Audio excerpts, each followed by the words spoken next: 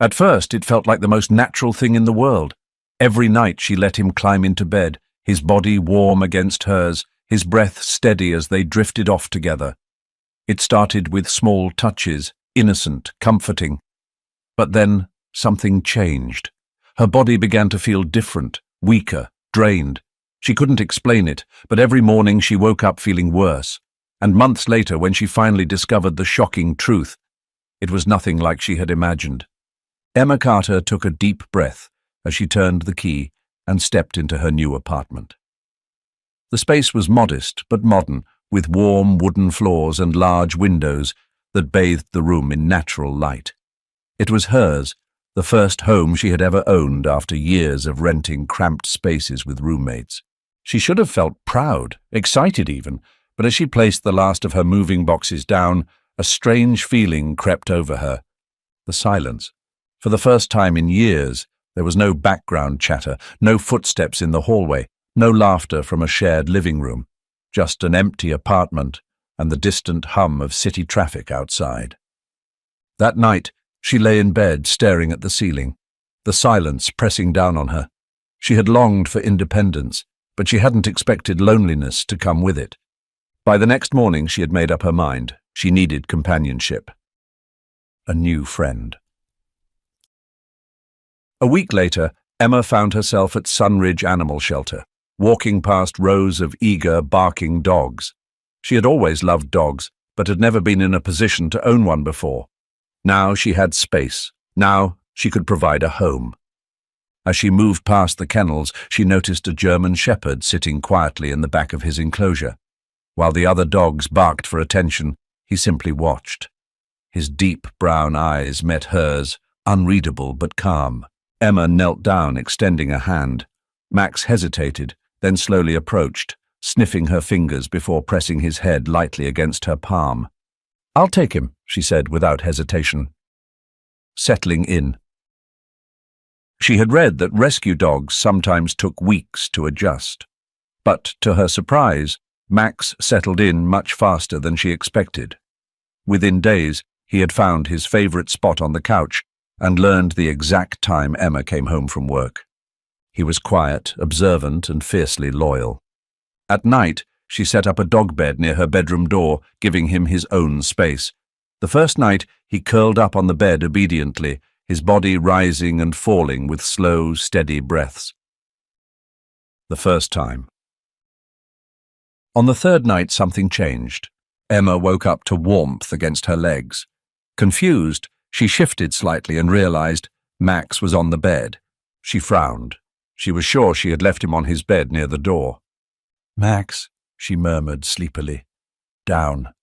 The dog lifted his head, looking at her with those same calm brown eyes, before sighing and slowly climbing off the bed, retreating back to his own spot. Emma shook her head with a small smile before drifting back to sleep. A habit forms. By the fifth night, Max was back. This time he had waited until she was fully asleep before making his move. She sighed. "Seriously, Max?" Emma groaned, rubbing her face. She should make him go back to his own bed. She should enforce the rule. But looking at him, at the way his body fit so naturally against the bed, the way his presence made the room feel safer, she just didn't have the heart to do it. "Fine," she muttered, "but no hogging the blankets."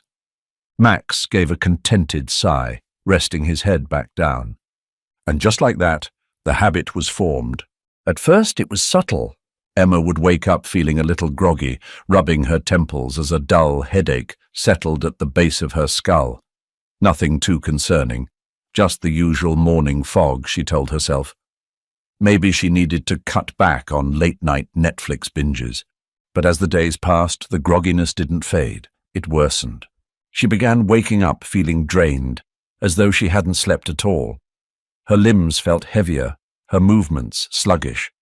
By midday, a wave of exhaustion would hit, forcing her to lean against her desk at work, blinking hard to stay focused.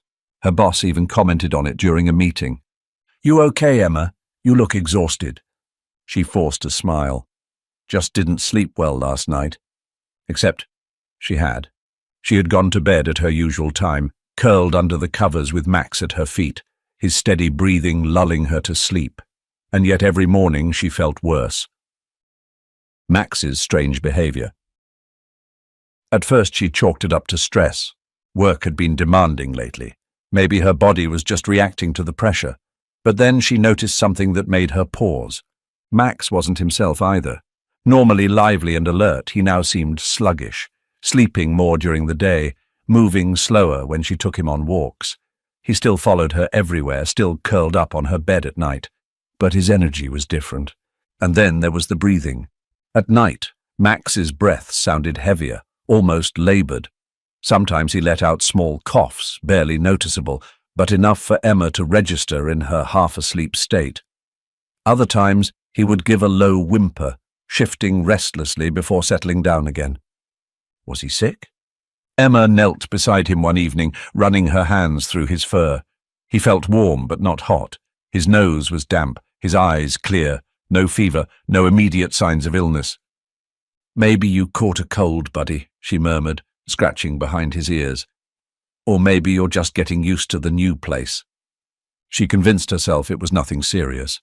But when Sarah saw her a few days later, she wasn't convinced. Sarah's concern. Sarah Mitchell had been Emma's best friend since college. They had seen each other through breakups, job changes, and everything in between. So when Sarah walked into their usual coffee shop and stared at Emma, her brows knitting together in concern, Emma knew she was about to get an earful. "You look like shit." Emma rolled her eyes. "Good morning to you too." Sarah didn't smile. She took a sip of her coffee, still watching Emma like a mother about to scold her child. "I'm serious.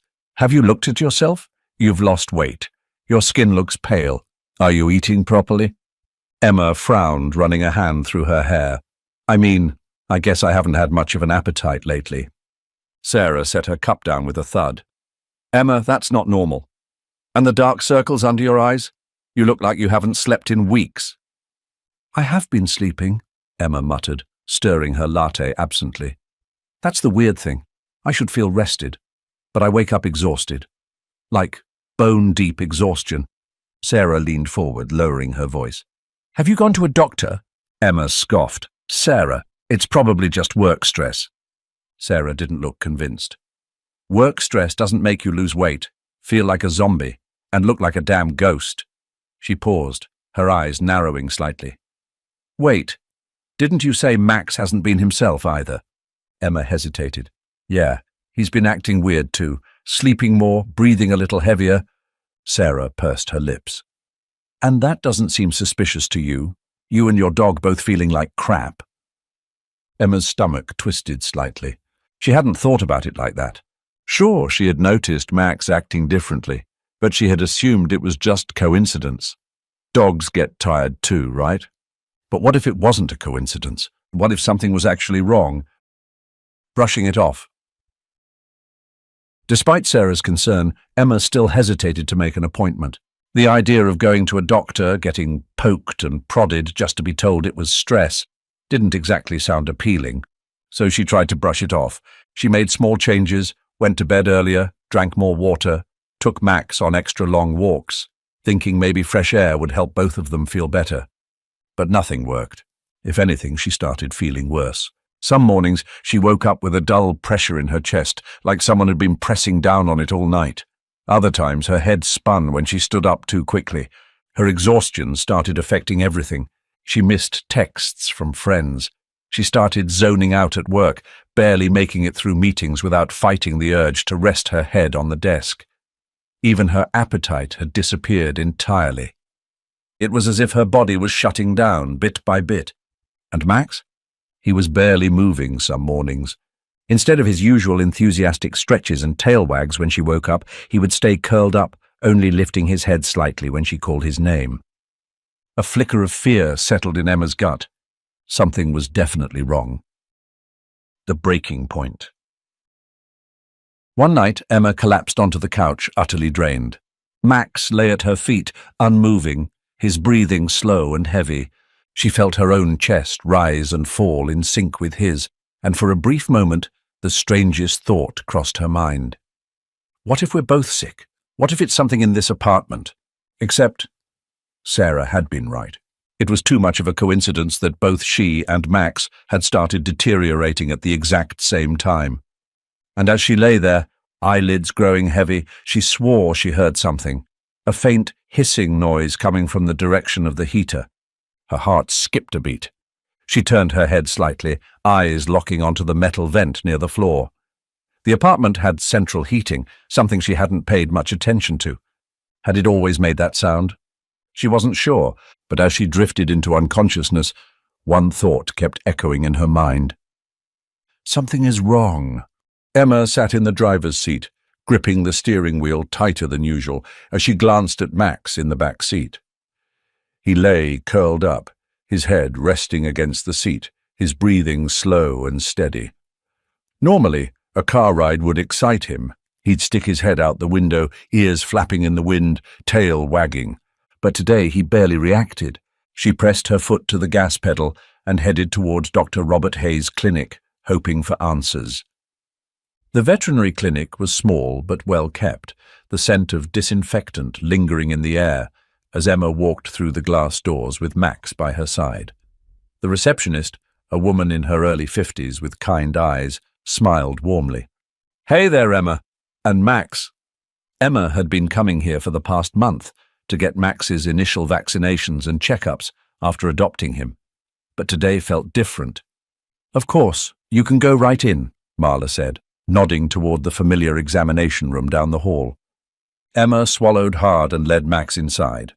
Dr. Robert Hayes was a tall man in his 40s with sharp blue eyes and an air of calm confidence. He had a no-nonsense approach to his work, something Emma appreciated. He didn't sugarcoat things, but he also never made pet owners panic unnecessarily. As he entered the room, he gave her a small nod. "Emma, what's going on with Max?" She let out a breath she didn't realize she had been holding. "He's been different, sleeping more, less energy, sometimes breathing heavier than usual, and, I don't know, something just feels off." Dr. Hayes knelt beside Max, running his hands gently along the dog's body, feeling for anything abnormal. Max barely reacted, which made Emma's stomach twist. "Has he been eating normally?" Hayes asked. Emma hesitated. "Mostly, but not as much as before, and he's just not himself." The vet nodded, continuing his exam. He checked Max's eyes, ears, gums, listened to his heartbeat, took his temperature. The room was quiet except for the steady tick-tick-tick of the wall clock. Finally, Hayes stood up, his brows furrowed slightly. "Max shows signs of mild toxicity," he said. Emma's stomach dropped. "Toxicity? From what?" "I don't know yet," Hayes admitted.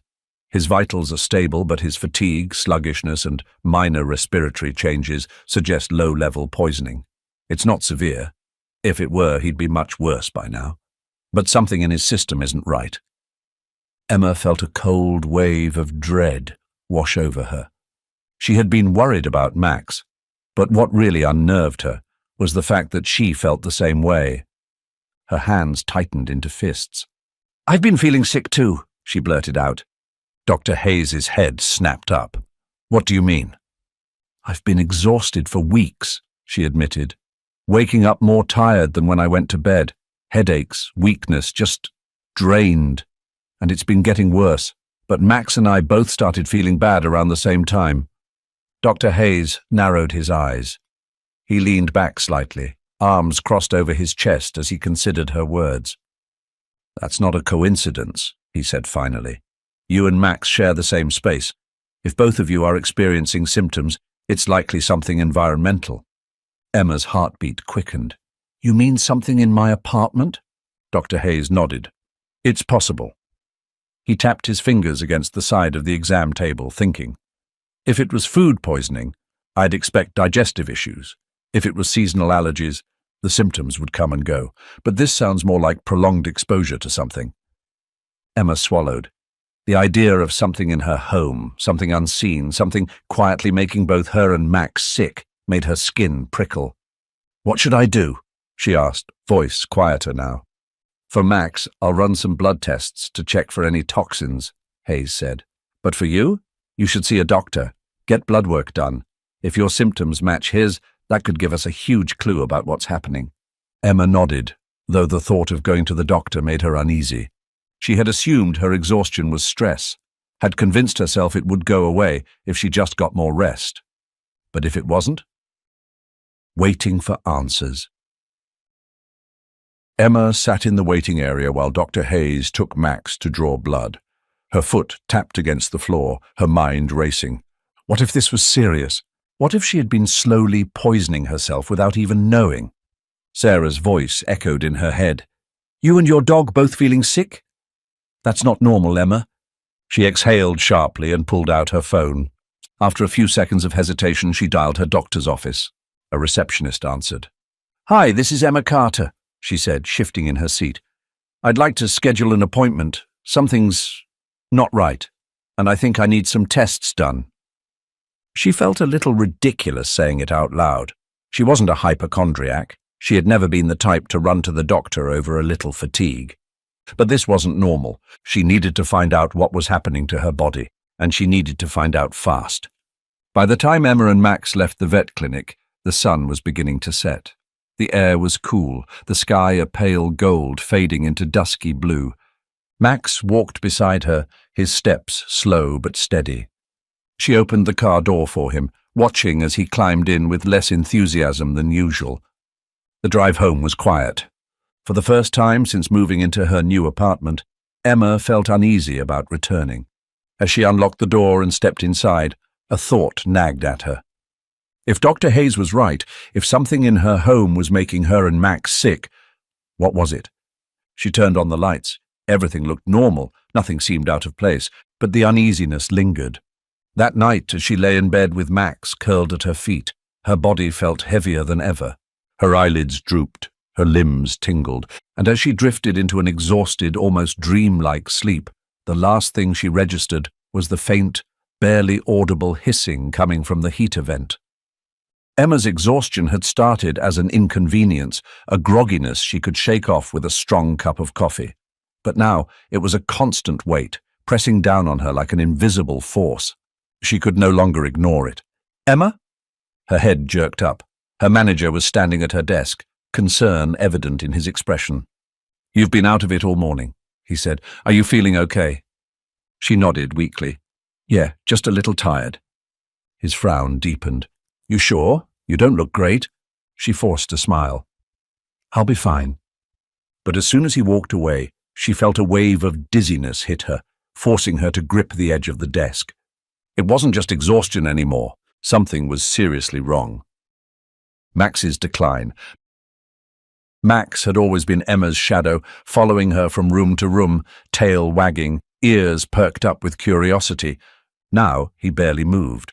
Instead of greeting her at the door when she got home, he would lift his head half-heartedly, then let it drop again. His tail, which once wagged enthusiastically at the sound of her voice, now only gave a weak flick before falling still. Even when she offered his favorite treats, he sniffed them, then turned away. That scared her. A dog that refused food was a dog in distress. She had been waiting for Max's blood test results to come back, hoping they would offer some kind of explanation. But with each passing day, his condition mirrored hers more and more. Was it something they were both exposed to? Her stomach twisted at the thought. And then came the night that made everything worse. The night of the warning. Emma was in bed, curled under the covers, the familiar weight of fatigue pressing against her limbs. Max was lying at the foot of the bed as he always did. But then he moved. Not sluggishly the way he had been lately, but suddenly, urgently. A second later he barked, short, sharp and loud. Emma groaned, barely opening her eyes. "Max, not now!" Another bark, louder, and then she felt it. A tug at her blanket. She blinked awake, barely registering the sight of Max's teeth gently gripping the fabric, pulling at it with surprising force. He was trying to pull her out of bed. "Max, stop!" She tried to push him away, but he let out a frantic whimper, something desperate in his eyes. He tugged again, his entire body tense. It was the most energy she had seen from him in days, but she was too exhausted to react. Her body felt impossibly heavy, her head throbbing. She wanted to sit up, to get out of bed, but her limbs wouldn't cooperate. Then, just as suddenly as he had started, Max staggered back, panting. His legs trembled, and with a weak whine he collapsed onto the floor beside the bed. Emma's vision swam. Something was wrong. Max had tried to warn her, but she was too weak to listen. And then darkness took over. Sarah's visit. The next morning, Emma barely had the strength to roll out of bed. She stumbled to the bathroom, gripping the counter as she stared at her reflection. She looked awful. Her skin was pale, her cheeks sunken. Dark circles framed her eyes, making her appear haunted. She splashed water on her face, but it did little to shake the overwhelming heaviness weighing down her body. And Max, he was still lying near the bed, unmoving. His chest rose and fell, but it was shallow, uneven. Emma's heart clenched. She reached for her phone with trembling hands and texted Sarah, "Come over, please." Sarah arrived an hour later, letting herself in with the spare key. The moment she stepped inside, she froze. The apartment smelled off. It wasn't a strong smell, not something noticeable right away. But there was a staleness to the air, something artificial and wrong. Then she saw Emma. Her best friend was slumped on the couch, looking like a shell of herself. "Jesus, Emma!" Sarah gasped, rushing forward. She pressed a hand to Emma's forehead, cold, clammy. Then she noticed Max. The dog didn't even lift his head. Sarah's chest tightened. "This isn't normal," she said firmly. "You need to get out of here." Emma shook her head weakly. I just need rest." Sarah's patience snapped. "No, Emma, you look like you're dying, and Max, look at him, he's barely moving." Emma tried to protest, but Sarah wasn't having it. She grabbed her by the arm. "We're leaving, now." Emma resisted, but she was too weak to fight back, and in that moment she knew. Sarah was right. If she stayed here any longer, something bad was going to happen. But what neither of them realized yet was that it already had. Emma sat in the cold, sterile office, her hands resting in her lap, fingers twisting together as she waited. The faint hum of fluorescent lights buzzed overhead, mixing with the distant murmurs of nurses beyond the door. She felt lightheaded, her body heavy with exhaustion, but at least she was here, finally doing something about it. Dr. Patel, a middle-aged man with a calm, reassuring presence, walked in holding a folder. He sat across from her, flipping through the pages, before finally meeting her gaze. "Your blood work came back mostly normal," he said, his voice even. Emma blinked. "Mostly?" He exhaled softly, tapping his pen against the folder. "You're showing some signs of oxygen deprivation and mild toxicity exposure, but nothing immediately alarming. Your red blood cell count is slightly off, and there are markers of prolonged fatigue. Have you recently been exposed to chemicals or lived near an industrial site?" She frowned. "No, just my apartment." Dr. Patel nodded. "I'm not saying this is life-threatening, but something is affecting your body's ability to function properly. Your symptoms, chronic fatigue, dizziness, nausea, difficulty concentrating, are consistent with low-level poisoning. It could be something environmental." Emma's stomach twisted. "You mean something in my home is making me sick?" "It's a possibility," he said. "Have you noticed any strange smells? Gas? Mold? Anything unusual?" She thought about it. At first, nothing came to mind, but then, Max. Dr. Patel must have noticed her reaction because he leaned forward slightly. "Emma, I strongly recommend having your apartment checked. This could be something as simple as faulty ventilation or a gas leak. It's better to be safe than sorry." She nodded, suddenly desperate to get out of there, to go home and figure this out. The moment she stepped into her apartment, a strange uneasiness settled over her. She had been living here for months, but now, knowing what she did, she couldn't shake the feeling that something was off. Max, who had been staying at Sarah's house for the night, wasn't there to greet her. The silence felt oppressive. Without him, the space felt colder, emptier. Then she remembered what had been nagging at her. Max had been fixated on certain areas, specifically the kitchen near the gas stove and her bedroom corner near the heater. She crouched down, running her fingers along the edge of the gas line, pressing her palm against the vent. Nothing felt abnormal, no strong smell of gas, nothing obvious. But she wasn't going to take any chances. Pulling out her phone, she scrolled through her contacts and called the first person that came to mind. "Hello?" A deep voice answered after 2 rings. "Hi, is this Jake Morgan?" "Yeah, speaking." "This is Emma Carter," she said quickly. "Sarah gave me your number. She said you're a home safety inspector." "That's right," he confirmed. "What's going on?" Emma took a breath. "I need my apartment checked, now." Jake arrived within the hour. A tall, no-nonsense man in his late 30s, he wore a navy work shirt with his company logo embroidered on the chest. His expression was serious as he stepped inside, carrying a black toolkit and a portable gas detector. "Tell me everything," he said. Emma quickly summarized the past few weeks, her exhaustion, Max's symptoms, the doctor's suggestion about environmental toxins. Jake listened carefully, nodding. "I'll run a full check. Let's start with the basics. Carbon monoxide, gas leaks, mold. If something's wrong here, we'll find it." He pulled out his gas detector, a small handheld device with a digital screen, and walked toward the kitchen first.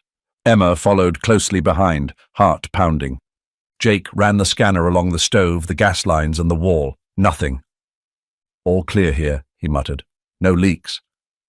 Emma exhaled, relieved but also more confused than before. If it wasn't gas, then what? Jake moved to the bedroom next, kneeling by the heater vent. He placed the sensor against the grate and waited. The device beeped softly, the numbers on the screen flickering. Then a sharp, prolonged beep. Jake's head snapped up, his brows furrowed as he read the screen. "Emma," he said carefully, "you've got a problem." Her breath caught. "What is it?" He turned the screen toward her. "Carbon monoxide, low but constant exposure." Her stomach dropped. She had heard of carbon monoxide poisoning before, people dying in their sleep because of silent leaks, entire families succumbing to the odorless, colorless gas. Jake stood up, his expression serious. "This explains everything. Your symptoms, Max's fatigue. Carbon monoxide poisoning happens over time if it's a slow leak. It's why you've been feeling worse every day instead of all at once." Emma's knees felt weak. "How bad is it?" He adjusted the settings on his device, scanning the air near the vent again. "It's not at deadly levels, but it's definitely above what's safe. Long-term exposure can cause major health issues, neurological damage, organ stress, even death if it builds up."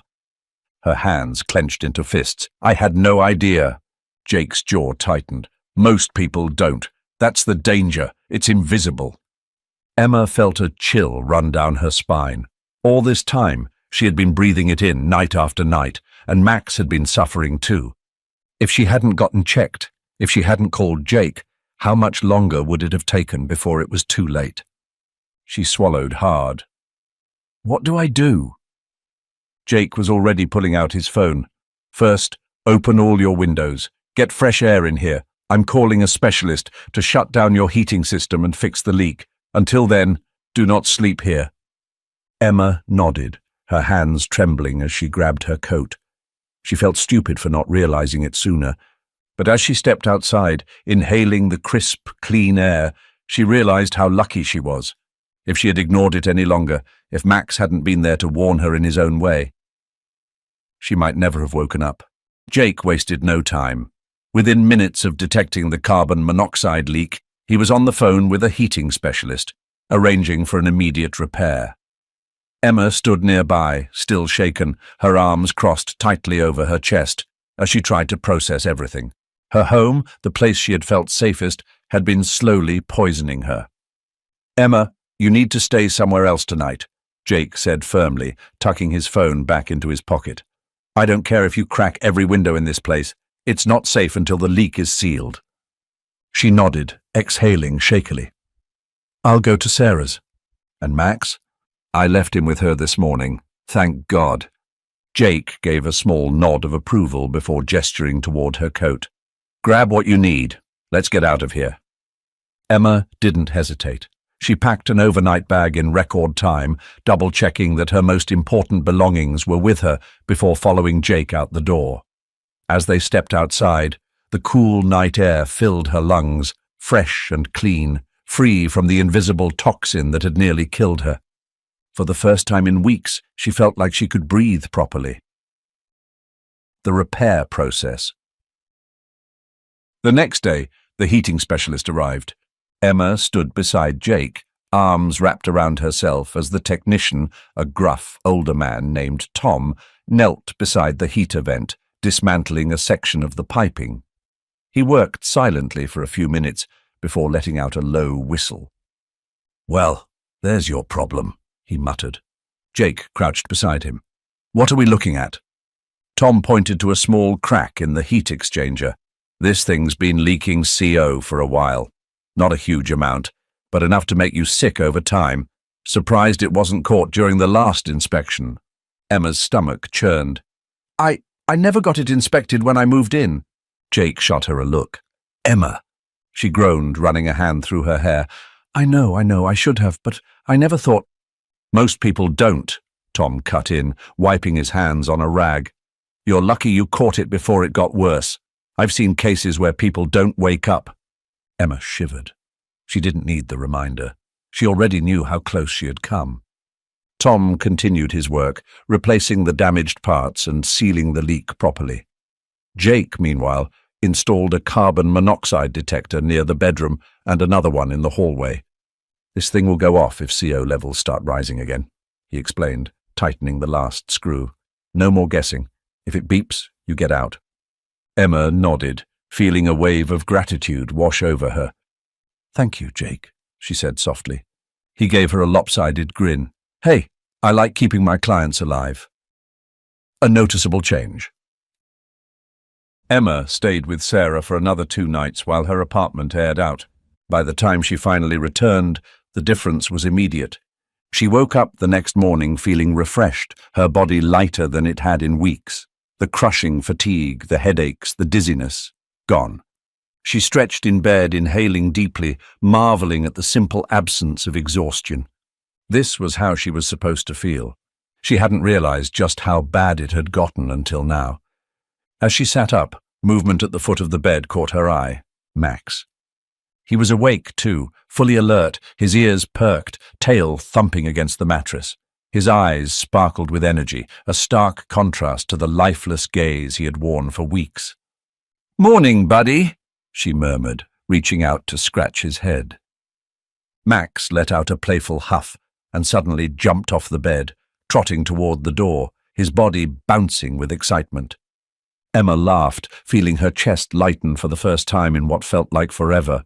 Max was back, she was back, and it felt incredible. A wake-up call. Later that day, she sat on the floor of her living room, tossing a ball for Max. He sprinted after it, skidding slightly before pouncing on his prize, tail wagging furiously. Watching him, Emma felt a lump form in her throat. If it hadn't been for him, if he hadn't been acting strangely, if he hadn't been sniffing around the gas lines, if he hadn't tried to wake her that night, would she have ever figured it out? Would she still be lying in bed, wasting away, until one day she simply didn't wake up? The thought terrified her. She set the ball down and called Max over. He trotted up to her, panting happily, and flopped down beside her with a satisfied grunt. Emma wrapped her arms around him, burying her face in his fur. "Thank you," she whispered. Max didn't understand the words, but he leaned into her touch, licking her cheek with a happy wag of his tail. He had saved her life, and she would never, ever take that for granted again. A new routine. That night, as Emma settled into bed, she glanced at the carbon monoxide detector near the door. A small green light blinked steadily, assuring her that the air was safe. Max, as always, curled up beside her, his body warm against her legs. She smiled, reaching down to scratch his ears. "You're still sleeping here, huh?" she teased. Max let out a content sigh and stretched out further, claiming more space than necessary. Emma chuckled. "Fine, you win." As she closed her eyes, she felt something she hadn't in weeks. Peace. She was safe. Max was safe. And she would never ignore the small signs again, because sometimes those small signs, they save lives. The days after Emma's recovery felt strangely different. Everything seemed clearer, as if she had been walking through a fog for weeks and had only just stepped into the sunlight. Her energy had returned completely, her mind sharper, her body lighter. She could breathe deeply without feeling like she was carrying a weight on her chest. And Max was himself again, bounding across the apartment with boundless enthusiasm, his eyes bright, his tail wagging constantly. Watching him run through the park, chasing after squirrels and barking excitedly at passing dogs, Emma felt a sense of overwhelming gratitude. She had come so close to missing this, to missing everything. Realizing the danger. It had taken one conversation with Jake for reality to truly sink in. "You don't realize how lucky you are," he had told her. "Most people don't figure out carbon monoxide poisoning until it's too late. It's called the silent killer for a reason." Emma shuddered. "I don't even want to think about what would have happened if Max hadn't been acting strange." Jake leaned against his truck, arms crossed. "You should tell people about this. How many of your friends even have CO detectors?" Emma hesitated. She hadn't thought about that. "Probably not enough," she admitted. "You could have died, Emma," Jake said bluntly. "And if you hadn't gotten out when you did, Max would have gone with you." That thought hit her like a punch to the gut. She looked down at Max, who was sitting at her feet, looking up at her with his usual quiet devotion. She had almost lost him, or worse, he had almost lost her. Emma clenched her fists. She couldn't change what happened, but maybe she could prevent it from happening to someone else. Spreading awareness. The next day, Emma pulled out her laptop and started typing. She posted on social media, telling her story in honest detail. How she had ignored the signs, how she had blamed stress, how she had almost died in her sleep without ever realizing it. If you're reading this and you don't have a carbon monoxide detector in your home, get one. Right now. It might just save your life. She attached a photo of Max, captioned, "This dog saved my life. Pay attention to your pets. Sometimes they know things before we do." Within hours, the post had hundreds of shares. Messages flooded in. Friends texted her saying they had just ordered CO detectors. Strangers commented about how they had never even thought about checking their heating systems. For the first time, Emma felt like something good had come out of this nightmare. She had almost lost everything. But now, she was making sure no one else did. A new perspective. That night, Emma sat on her couch, Max curled beside her. She ran her fingers through his fur absent-mindedly, feeling his steady warmth, his slow, rhythmic breathing. She had always loved him. From the moment she saw him at the shelter, she knew he was special.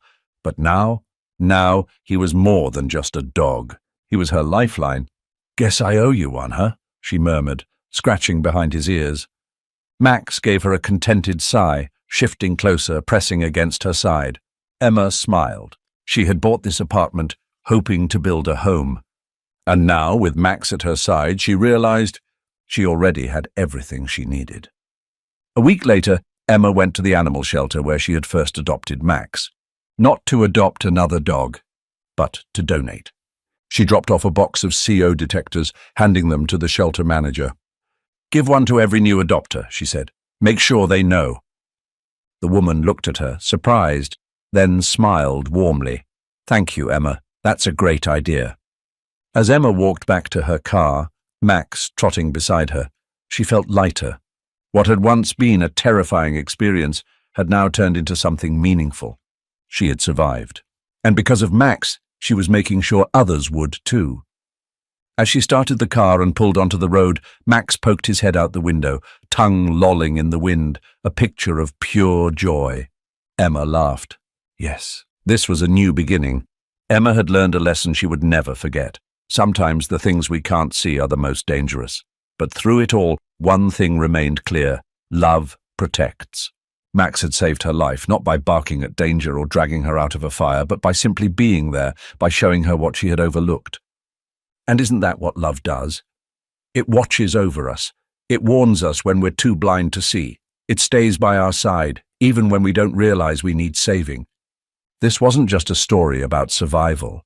It was about faith, trust, and the quiet miracles that happen every day, sometimes in the form of a loyal dog, sometimes in the kindness of a stranger, and sometimes in the whispers of God, guiding us even when we don't understand why. What do you think of Emma and Max's story? Have you ever had a moment when an animal, a friend, or even something unexplainable protected you from unseen danger? Share your thoughts in the comments. And if this story touched you, consider sharing it with someone who might need the reminder. Life is fragile, but love, God's love, always finds a way to save us. God bless you, and may you always be surrounded by the kind of love that watches over you, even in the dark.